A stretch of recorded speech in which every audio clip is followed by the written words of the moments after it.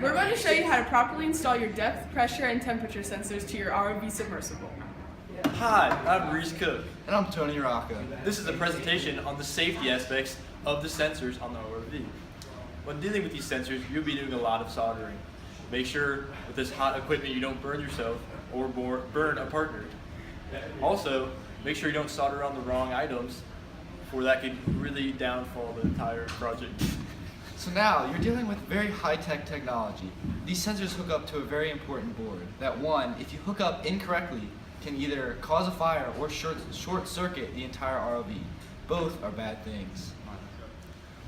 Here are the tools you'll need for this project: heat shrink, wire connectors, solder, rosin, your soldering iron, your heat gun, safety goggles, this attachment you'll be using to put on the sensors, and these.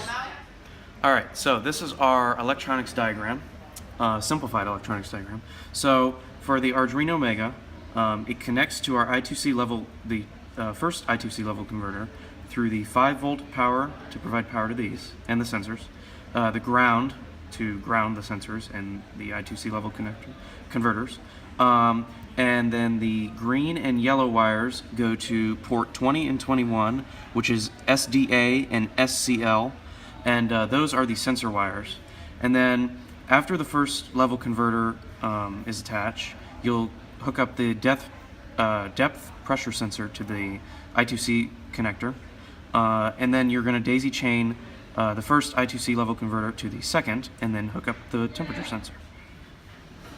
So to start off installing the sensors, you are going to need these header pins first, about 4 of them, and they're going to connect right in here onto the board. There's going to be one on both sides for both boards. Alright, so after you start on that, you want to install the sensors onto your end cap, making sure they're all tightened in there, and then with these wires connect them to the board, and then you'll daisy chain them. And the daisy chains are ground, and then 2 signals, and then power to the other board, and then from this board into the main. The I2C connections are right here on the board, and you want to make sure they're connected here according to the connections on the hub.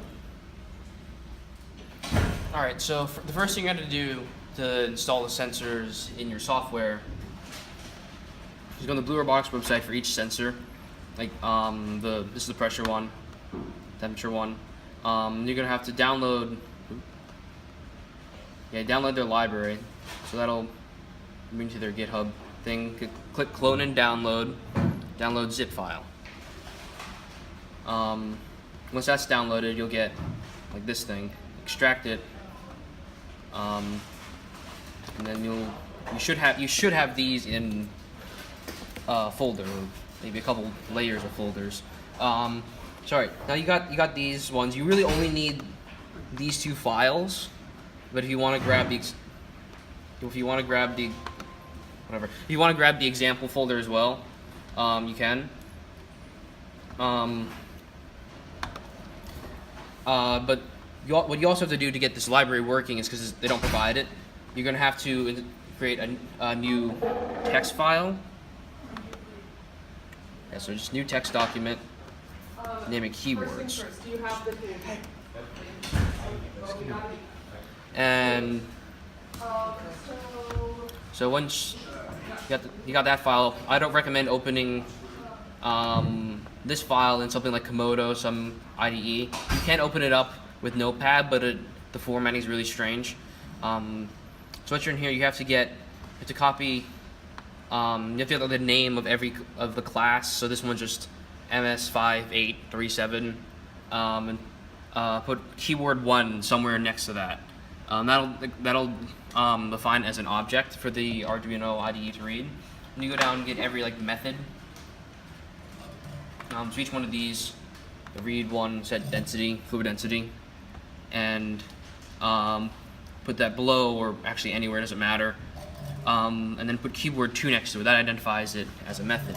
So once you got that, take these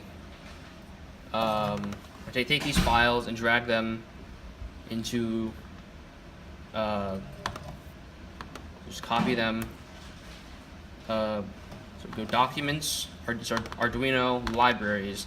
They make a folder with a class name. Now this one's MS5837. You're gonna just paste everything in here with the keywords file. If you have the Arduino IDE up, you have to restart that. So just close it out and just open it up again. Now, if you know the name of the thing, you can just type it out, or you could go under Sketch, include library, scroll down to contributed libraries. Use the arrow because the scroll thing doesn't work. Click that one. That's the one we just did. If it doesn't light up orange, like if I go in here, and just take that out, restart the program. So if it doesn't light up orange, it's not highlighted orange, then it doesn't recognize it as a class. You either haven't installed it properly, or you've messed up something in the keywords file, or you don't have the keywords file. Oops. So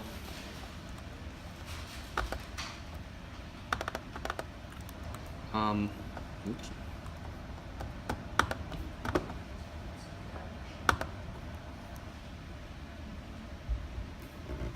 So once you've got both of those installed, you need the temperature one as well. It's the exact same process, really.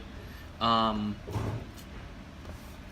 actually get the values from the sensors, you're gonna have to do wire.begin. If you don't, which requires the wire class to be included. That's just a default class in the Arduino thing.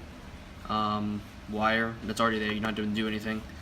So wire.begin will initialize the I2C connection between the board and the sensors.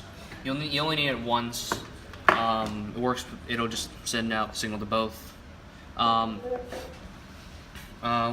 You also need to create two different objects. One for the temperature sensor and one for the depth sensor. Just like you create a variable, create an object.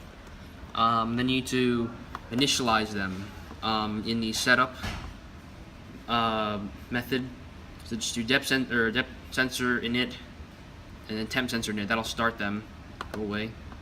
And then in the process mailboxes method of the MCU communicator script, you will need to do depth sensor and temperature sensor read. That'll send a signal to the temperature sensors to get the values back.